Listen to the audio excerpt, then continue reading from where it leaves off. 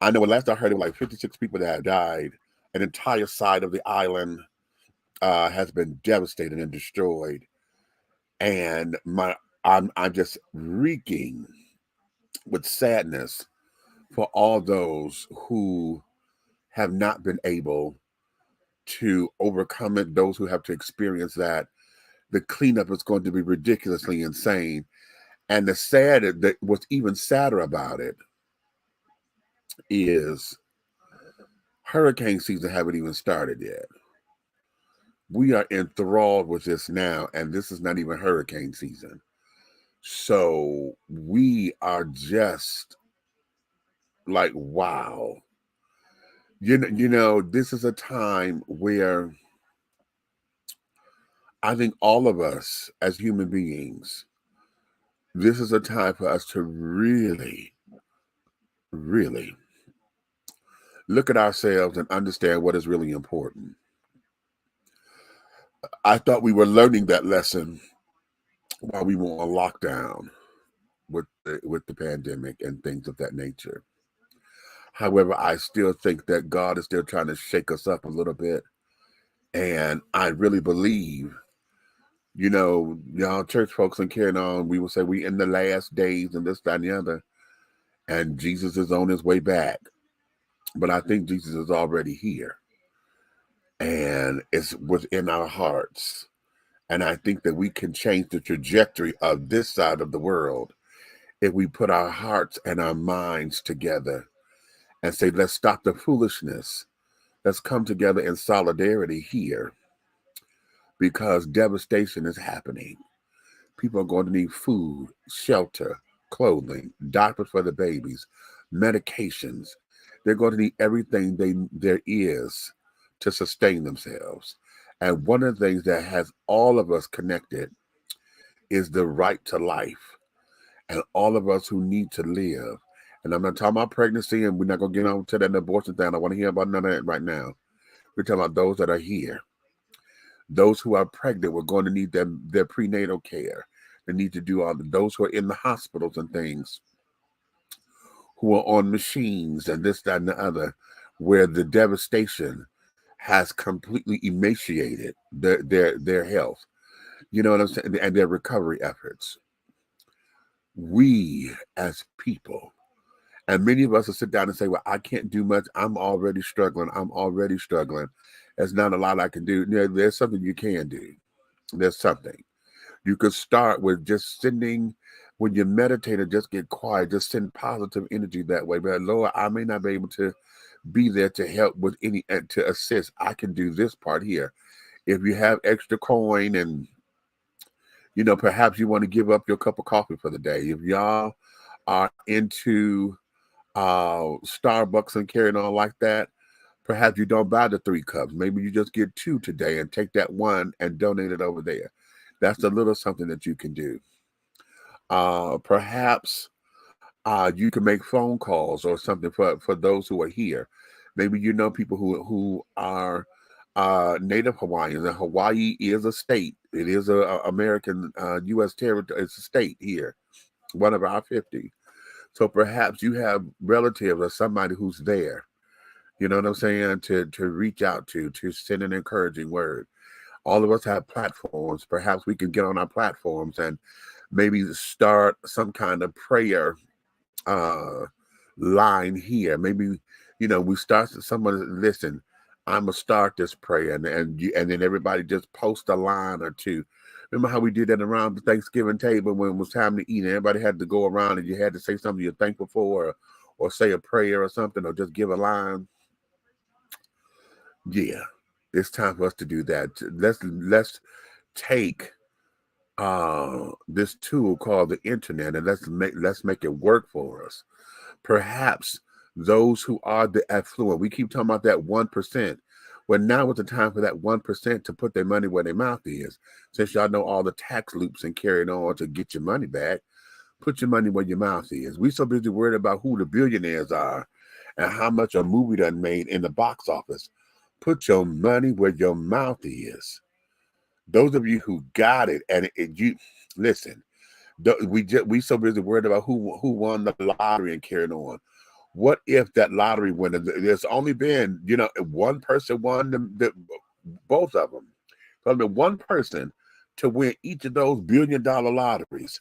Could you imagine if they took just 1 million, 2 million of their winnings and donated that? They get that money back as a tax write-off, honey, and just donated that to the efforts. Do you know what I'm saying? What about all of those who have? We keep talking about, we worried about Beyonce and Jay-Z and Dr. Dre and his beats where sold it. But we keep worried about the kind of money that they make. We keep worried about these football stars and all the money. Why not?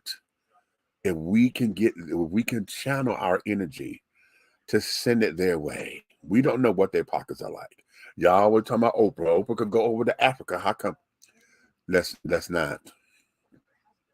We want the positive energy. We want an affirming energy to go out to say, yes, we stand in solidarity. We stand in the upliftment of Maui. We stand in the redevelopment and the rebirth of Maui. We stand in the effervescence of it being erected tall and strong to come out of the adversity of what this has done, the tragedy of all of this. We mourn the loss of those who have been taken away from him, but we celebrate their lives by moving forward and making sure that their lives are not in vain, that we rebuild this land and we rebuild the structures, we rebuild this, and let this be part of the history, and let us learn from this so that we won't make this same mistake again. And whatever we have done to discredit the omniverse and the great spirit of all, whatever we have done to not be fruitful with the world and with this land, whatever we have done to shun ourselves and disrespect the land, to disrespect the ancestors, to disrespect all of those who had came before us, whatever we have done, we repent for that. We say we put ourselves at the mercy of repentance and say we're going to take this part and we apologize for any wrongdoing, and we're going to start today and we're going to uplift all of that. We're not going to go through that anymore. We're going to not live in shame. We're going to denounce shame. We're going to denounce adversity that holds us back. We're going to claim our triumphs and our victories. We're going to learn from those things that have been a stepping stone for us. We learn from those. That's going to move us forward because those things were necessary for us to learn and to grow. That's the kind of energy that we need. If all of us can get collective with that, if all of us can say, I am a beacon, I am a vessel, I am illumination, I am a light, I am ready to serve in any capacity that God sees fit, that is in my wheelhouse, that is within my aura, that is within my skill set. And then perhaps maybe I can go in and learn a new skill set. That's the kind of energy we need to give to this situation. So for those of you who don't know what to do, just start with every time you think of Maui, when you think of vacation time, because Maui is a vacation. We think luxury, we think this, we think that. Whatever you do, when you're thinking luxury, when you're thinking vacation, when you're thinking, oh my God, I can just go and relax, or if I could just be on the beach, if I can just, and what a fabulous time that would be. For those of us, whenever you get into that particular space, honor those places, honor those vacation spots, honor those luxury accommodations that we think that we do to pamper ourselves, because Maui was one of those places, and Maui now needs to be pampered. Maui now needs a vacation. Maui now needs a massage, a cleanup, a mani and a pedi. Maui needs her hair done. Maui needs to get her groove back. Maui needs to be on the beach, kicking it. Maui needs to go shopping for new frocks and new this and new that. Maui needs to experience the culture. Maui needs that. So anytime you think vacation spots, anytime you think, oh, I've got to get away from it all, send positive energies over there to all of them, Maui and every other spot that we say are vacation spots, because what happened to Maui could happen anywhere. And we need to start honoring and respecting those places because we take advantage of them. We move ourselves through this world and think that they're supposed to just be there. Many of you who go on vacation, sometimes y'all nasty to the people at the vacation spot. You think that because you are you have this sense of entitlement because you're on vacation and think somebody's supposed to always kiss your ass because you're on vacation. But while you're sitting there on vacation, remember you're on vacation. Somebody else is working to take care of you. That's a job to them. That is a job for them. While you are vacationing, they got to work. So anytime you start thinking about what this is to go on vacation or whatever, send that positive energy over to every vacation spot that comes to your mind, where you would like to go, what's on your bucket list. Send that energy, but make sure that Maui, right here in the United States, that Maui is taken care of, and that Maui is given the fortitude and the strength to overcome all that she has endured. Give the people who are enthralled in the devastation, give them the strength to overcome, free and uncover their minds from mishap and misunderstanding and doubt, guilt, anger, frustration. Cleanse their minds so they can stay focused on how to rebuild. They've lost everything, except their lives, their dignity, their self-respect. But now, those folks are now homeless. How about that? See, we talked about that a long time ago, that the face of homelessness has changed. Now what? We have all these people who are displaced, don't have a home because it's burned down. So now what? Now what? How? So see, when you're at home, I don't care if you rent a room, or if you have a whole apartment, or whatever it is, and looking around, I don't care how junky it is or whatever, you've been blessed. You need to be grateful if you're not. Don't take that for granted, because at any given time, it can be taken. I've been through a house fire before. We was not in the house when it happened, but we lost everything. My mother was hospitalized. We were staying with my aunt. And my mother said, coming home, when she was released from the hospital, she thought she was going home. And when she got to the street, it was a hole in the ground. A hole in the ground. She come out of the hospital and had nowhere to go, because what she thought was her house was burned to the ground. So we had to start over everything, except for what we had on our backs and what we took over to my aunt's house. Mama had nothing.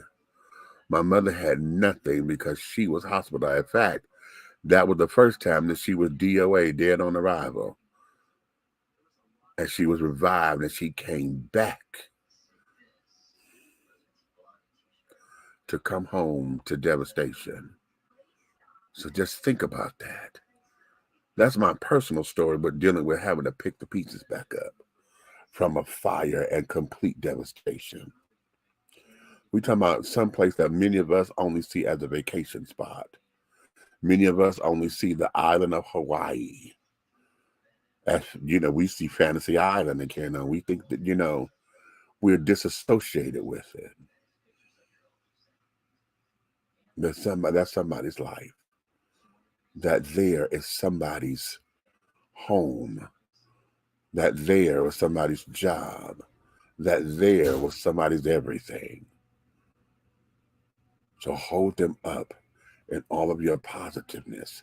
Hold them up in all of your prayers. Hold them up in your sincereness. Hold them up in dignity and in truth. Hold them up with integrity. Thank God. Thank God. Oh, hold them up. Hold them up. And whatever you can do, even if it's just praying right now, whatever you can do, do it. Whatever you can do, do. And that includes me. My heart is so big. I want to do everything. I'm in the middle of doing this. I'm in the middle of doing that. Hell, I'm in debt. I'm in this. I'm in that. You know what I'm saying? So we know life is lifing for everyone. But in lifing and in this, we've got to pick up these pieces, y'all. We've got to pick up these pieces. And we've got to make sure we do our part to help them. Let me take a break, because that's heavy. Hold on. Resolved that the citizens, neighbors, and stakeholders of College Park should exercise their voting power and elect into office a leader that will treat the city as a whole city and not by individual wards, accept the ideas of its citizenry respectfully, is willing to have political agendas and critical yet passionate ideologies challenged, and will not only listen to the people, but amplify their voices in true power so that College Park can be the city they have decreed it to be and to become. You like that? You like that? All right, let's do something. I want to do something fun so we can not be so serious. Look at this. Y'all look at this. Look at this. Just look at this. Oh, so heavy. Bye-bye. Bye-bye. Bye, Mommy. Bye. Bye. Bye, baby. See you back soon. Where you going? I go. You gotta go? Uh-huh. Where? I go. Bye-bye. Okay. See you later. See you later. Oh, uh-oh. Don't fall.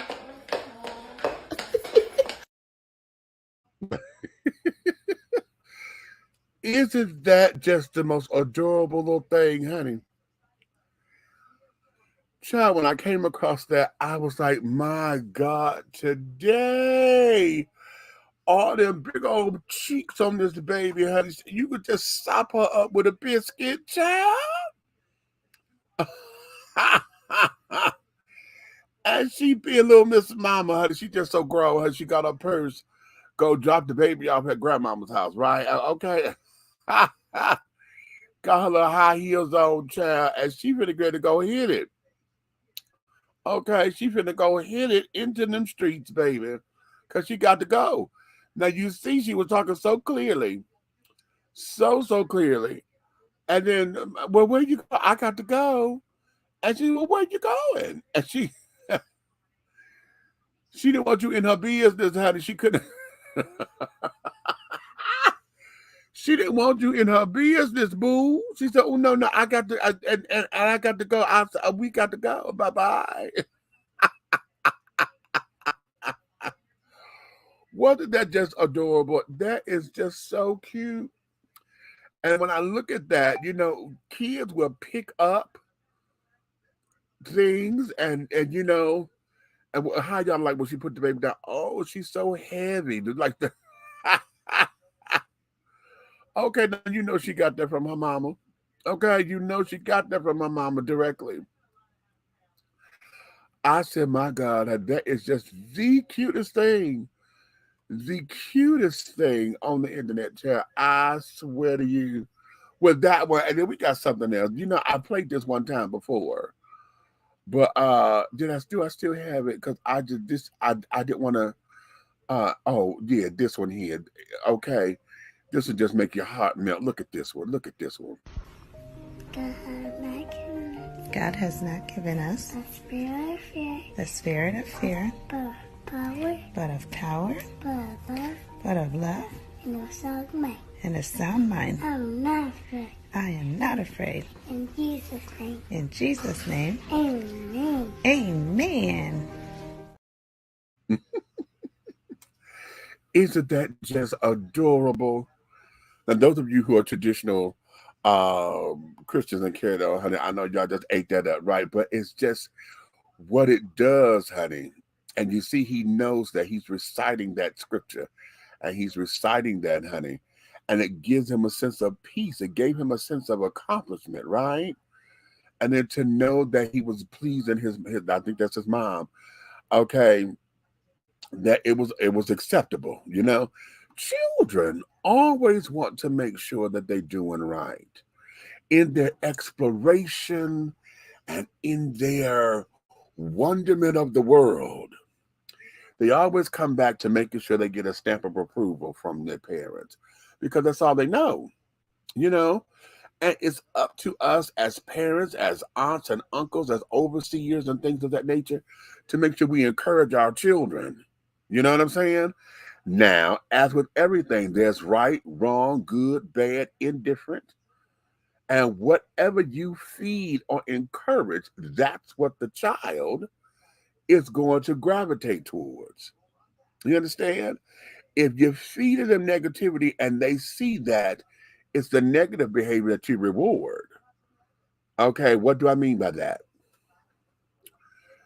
If anytime they do something good and you know, do something that is meaningful, and you don't give them no hurrah, no hooray, no yay, you did it, no reinforcement. But every time they do something, they hit the little girl or whatever, you want to sit down there and that's when it gets secret or whatever. So now you got to, you know, you give them a piece of candy or you know, some kind of reward. You give them an extra piece of chicken on their little plate. You know what I'm saying? In fact, you let them have ice cream for dinner. Okay? All of that kind of, you know, whatever that is, when you start to, and they see that by being this way, I get that, that's what you feed. Children are always looking to make sure or looking for approval from their parents until they get to the age of, I don't need your approval, okay, or your requirements, okay?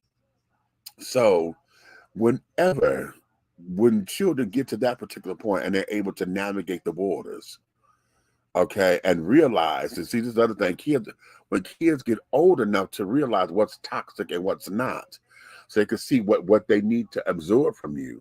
Because once they become adults, see, then they see the world a little bit differently, because now I don't necessarily see you as only my parent. I see you as another adult in the world. See, that's the thing right there. How many of y'all have gotten to the point where you had to realize that your parents are not the superheroes that you have made them out to be? When you get that wake-up call that your parents are human, just like you, and when that paradigm shift happens, that day was when I like to say all bets are off. Okay, all bets are off at that particular point, because see, now we can rationalize right from wrong, and now we can sit there and say, mama or daddy, that's not working for me, and we know how to verbalize that now. Of course, if you're under the same household as them, you got to respect the rules of the house. But once you become an adult on your own, and you've moved out or whatever, and this, that, and the third, and then you get to see them. Here's the story. I know with my mom, my mother had this thing, and she knows I hate this with a purple passion. I hate when somebody hang up the phone on me and just dismiss me as if the conversation is over. I mean, and just abruptly, it's no announcement, no ceremony to say, hey, okay, you know what? I'm done talking. It's that whole abrupt, you don't like what I said, so you just hang up the phone, right? That unnerves me. That unnerves me. And my mother knew how to do that with me. Oh my God. That sister there would know how to get up under my skin. But as I became an adult and we had a disagreement, I was able to say, Mama, I can't talk to you right now because I'm upset.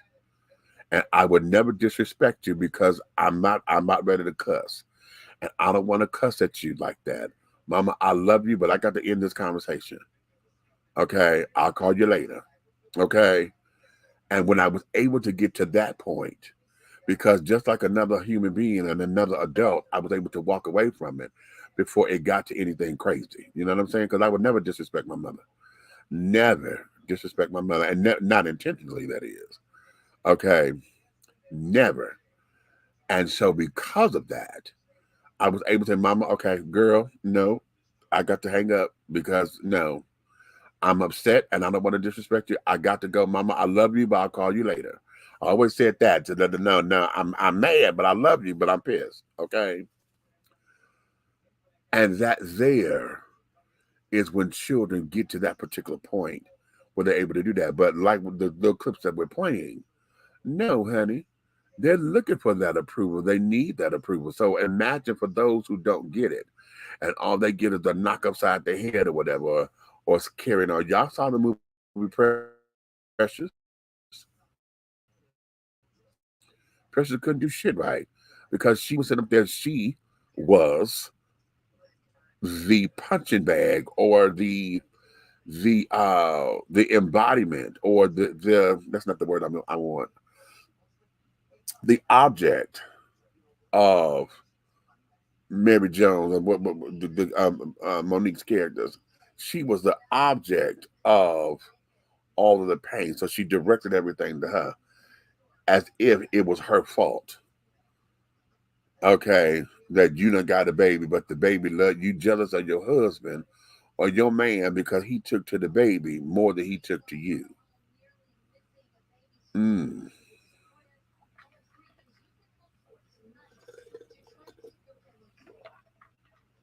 And you mad. You so mad that you want to put the baby out because you can't keep a man. So it's the child's fault?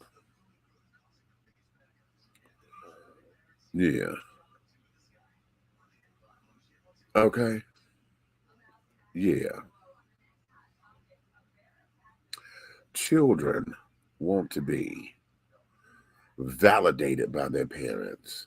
Children want to be approved by their parents. They want to be that glint in your eye. They want to make sure they're making you happy. That there is why we have these cute little things. Look at this one. Look at this. Now, this little baby speak facts. Now, look at this. To all those haters, if you see someone's post and you don't like it, please, man, don't put your negativity in the post. Just scroll. They don't want to deal with your nonsense every day. You want to say, oh, I don't like your pictures. They don't care. That's so necessary. They do not care. Isn't she adorable? Little sassy little mama, honey. Okay. Speaking truth and knowledge. But again, she's at that particular point. Why? Because she's been reinforced. When she first started doing those kinds of things, she was reinforced. I mean, she's not controlling the camera. Somebody's recorded her, right? She's been reinforced. And so this is her approval. Yes. Okay. So, yeah. That there is that. I'm trying to see if anybody is coming up in here because I want to get on. There's a couple things I want to touch on. Naturally, I want to touch on the Alabama thing. Okay.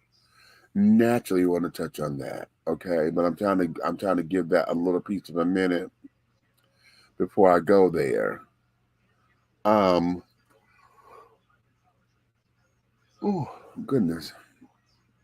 Oh, maybe I should have canceled tonight because now my energy has just shifted again. Okay, my energy has just shifted, and not with that yawn, but I'm feeling a little different. I'm a little different, and things of that nature. Let's go here. I'm gonna go here first. Let's do this one right here. Always be saying they want a traditional woman, like, oh, can you cook? Can you do it?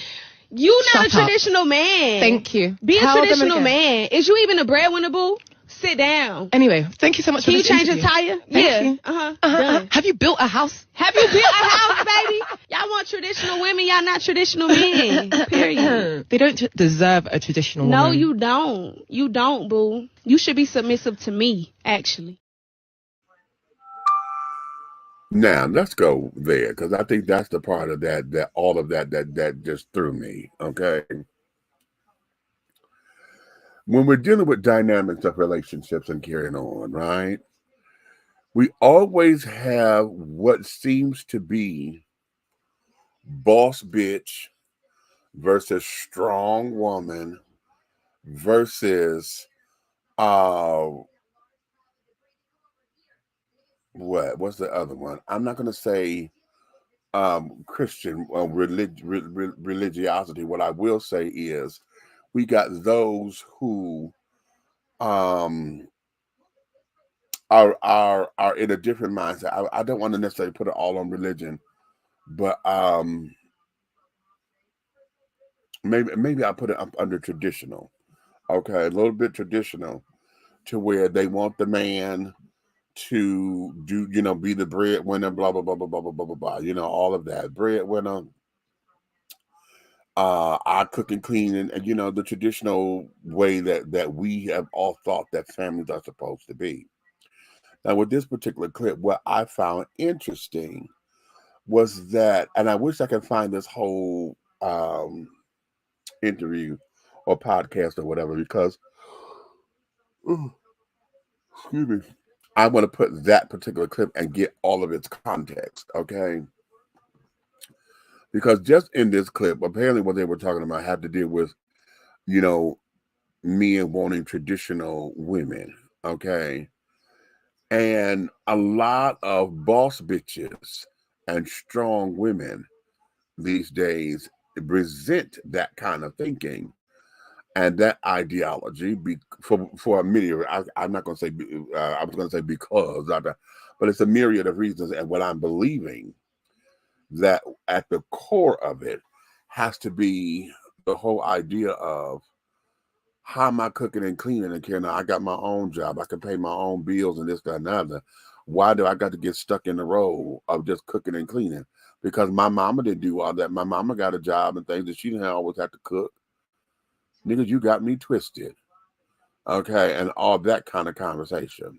Okay. But there's a bigger thing here. There's a bigger thing because I don't think that those young ladies hear what is being said of men. And I oftentimes believe that in relationships, male, female, dynamic relationships, no, relationships, period. We always want to say communication, but it's more than just communication. Because it's not what you say, it's how you say it, the energy you put behind it, the actions that follow up with it. It is everything with that gives us all of this hoopla. Okay, to where people become very rigid and very resistant to the idea of, oh, I got to submit to a man, or oh, he's supposed to be the leader of my house, and we have conflicting issues with that. Okay, and then when we talk about traditions, what are we looking for? Okay, are we looking for the woman to come in and know how to cook and clean or whatever? Now, ladies, let me tell y'all something. Let me tell y'all something. I think this is one lesson that I know have gotten lost in translation because I don't even hear this anymore. Only folks in my age bracket say this, that the way to a man's heart is through his stomach. How many of y'all remember that the way to a man's heart, honey, is through his stomach? Okay? If you do not know how to cook and don't know how to keep a tidy house, in the midst of all that you do, if those two things are not done or not functioning properly, your marriage is going to be uneven. And I know y'all looking at me saying, but how you going to say that? You just generalizing. I'm going to tell you why. If you're not creating the space at home to where it is the castle for the king and the queen and the princess and the prince and the damn dog, if you are not doing your part to create the castle and make the castle livable, then this here becomes fairy tale. You might as well be Sleeping Beauty or Rapunzel or somebody, honey, who up in the balconies and carrying on, waiting for somebody to come up and get them and save them and carrying on. Because as many times as I'm sure in the story or whatever that um Rapunzel had to let down her hair, whatever, all of that. The dudes, they had to come to the castle. They had to come to the castle. It's just that she was out of reach. She was out of reach. You didn't pay attention to her. She was not in focus. Okay, very interesting. And I'm battling right now because I had just lost my train of thought while I was going with all of that. I got it. Um, it was all about learning how to make the castle a home and not just some building of empty walls or whatever, so for somebody to gawk at and look at. So when you're talking about being a traditional woman, what does that mean for you? Those of y'all who are listening, put that in the comments, honey. What does being a traditional woman mean to you? And if your definition is one that you resent, explain it to me why. Why do you resent that type of woman? What is that archetype doing to your psyche, honey? Why is it that archetype of a woman always get into your crawl and you don't know how to handle that? Explain that one. And then let's go here. Let's go here. When we talk about traditional women needing a traditional man and the examples that they gave, well, you don't even know, you built the house, blah blah blah, just some foolishness a little bit, but at the same time they make a point.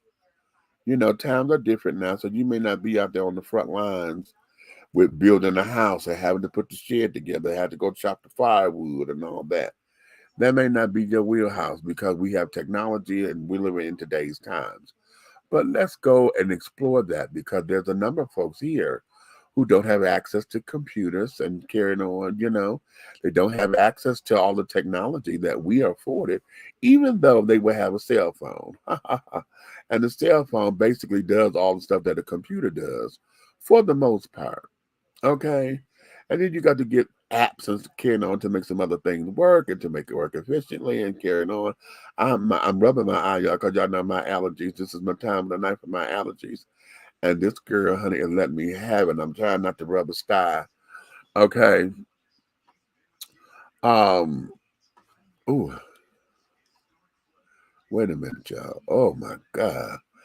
I hate this because either I wake up in the wee hours of the morning to this, or I go to bed to it, child. Oh, ridiculousness. Okay.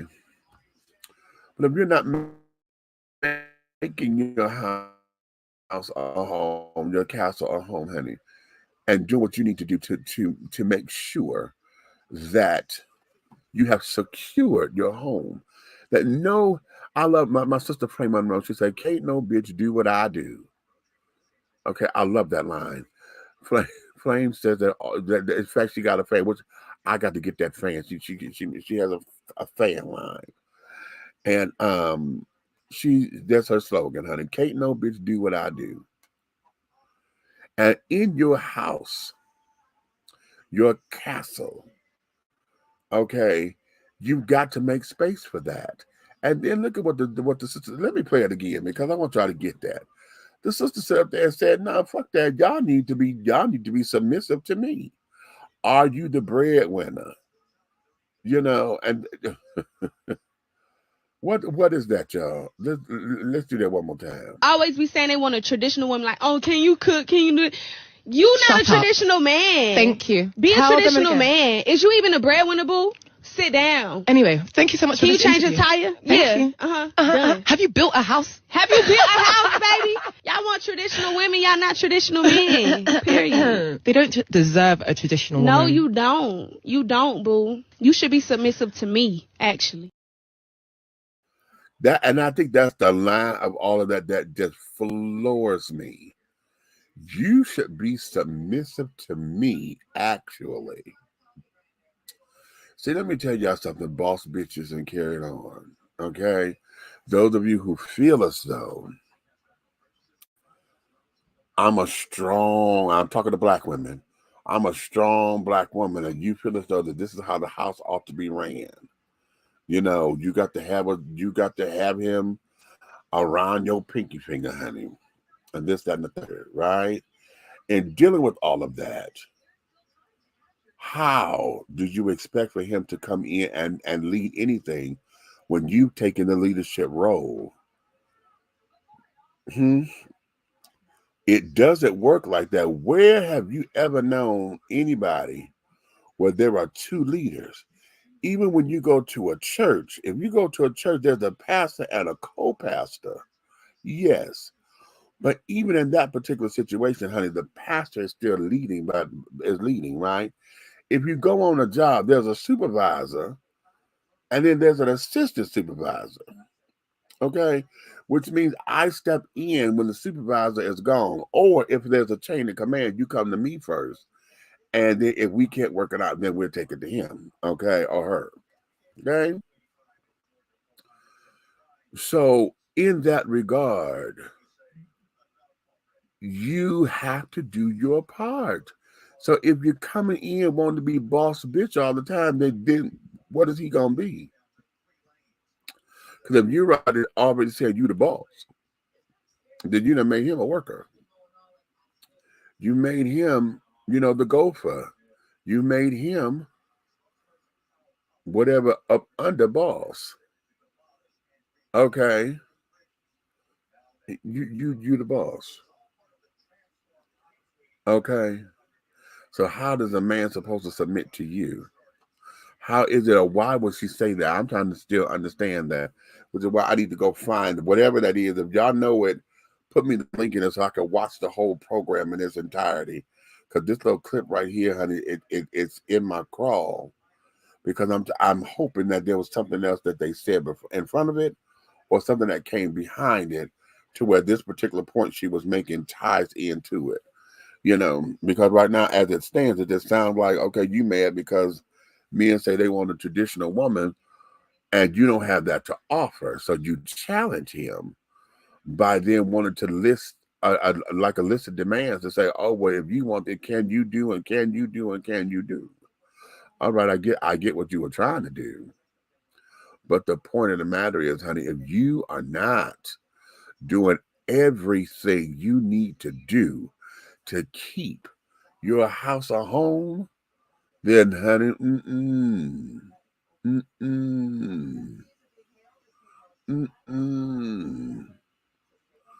walk on by.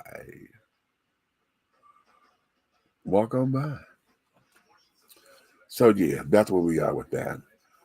All right, listen, I'm trying to keep my allergies on rest, but this is not doing well for me. And I'm a tad bit nauseous, and I was trying not to say that out loud,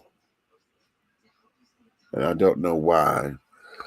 It must have been something that I ate, because I feel like I feel like it want to do me in. But before we go, yeah, because I'm gonna cut this short. I told y'all the spirit had just shifted again, right?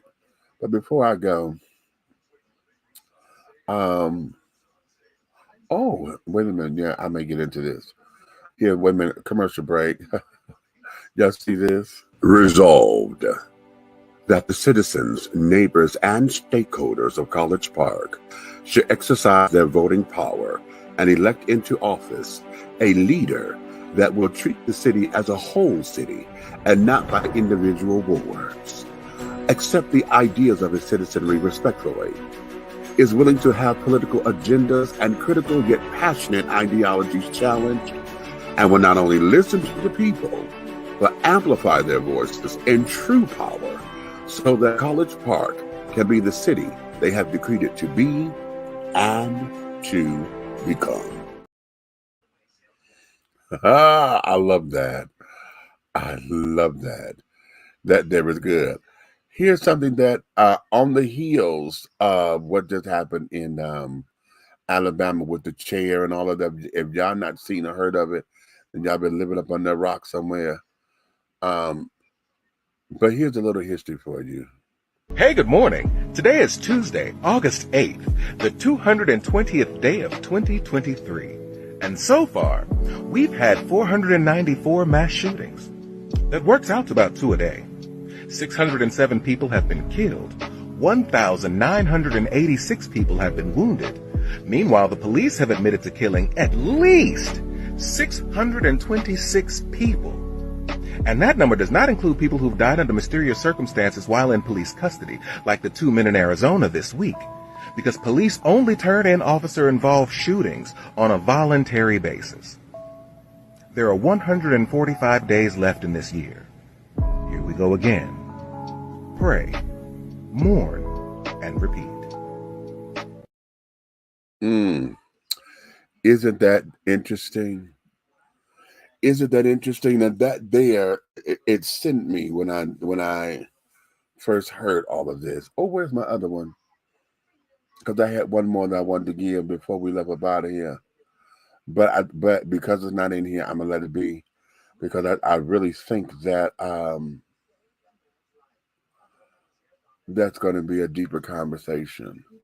And I want to give that all of my attention. Right now, this here, I love this cat here because he always, on his Instagram, he always have, challenging this and challenging that and this, that, and the third. And I love him for wanting to make sure that we understand our history, her story.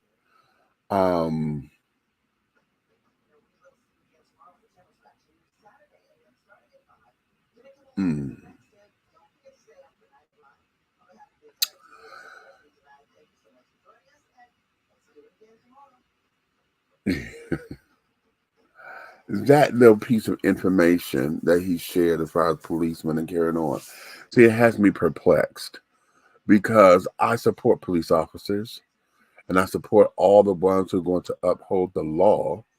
I support all of those who are willing to say I can put my life at risk to do the right thing. Okay.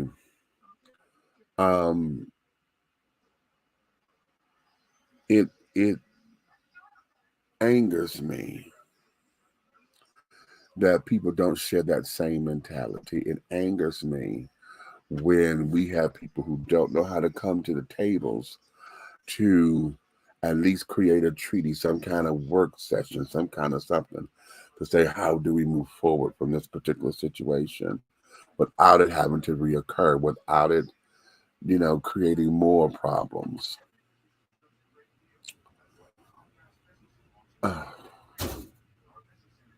Yeah, I'm going to leave that there because I was going to try to say something else, but I'm going to flub it because, as I said, my allergies are bothering me. And if I turn this light off, y'all can see me, but it's going to be a little dark. So I'm going to put a pin note right there because something that just shifted and I'm not liking it. But I'm going to put a pin there. We're going to come back hopefully tomorrow and do this all over again. I thought I was going to go out after the show, honey, but I'm not feeling that right now. That may change because I think they close at 2. We got a new bar over here called Best Friends. And I want to go tip up in there to see what it's about because I'm trying to do some things. And yeah, but oh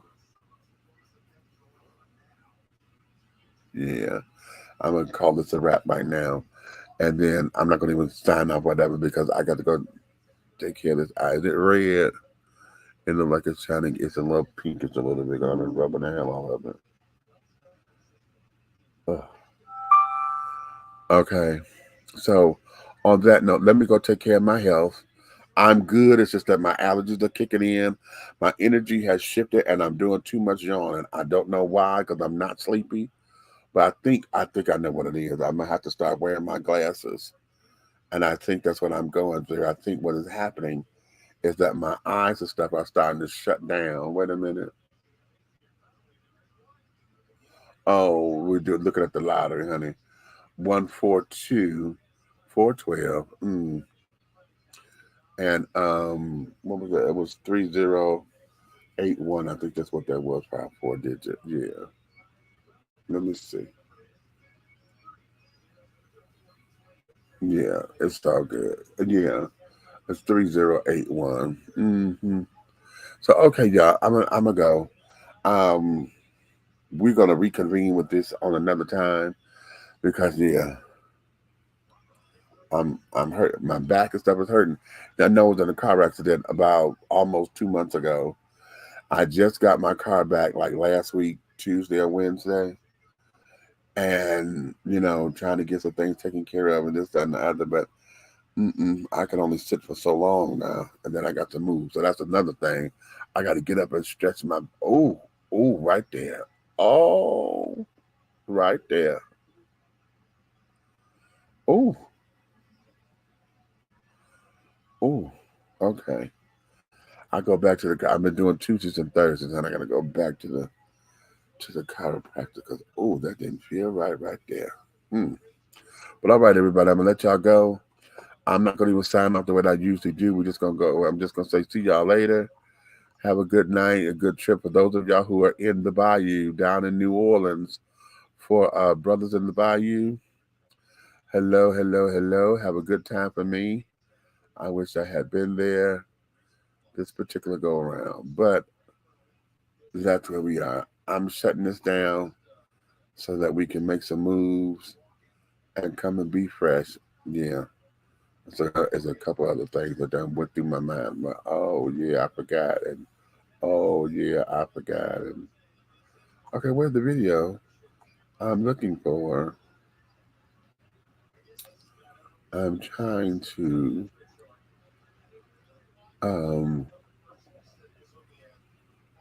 put this thing up here. Never mind. We just do it this one. Listen, let me get up out of here. I'll talk with y'all tomorrow. Peace.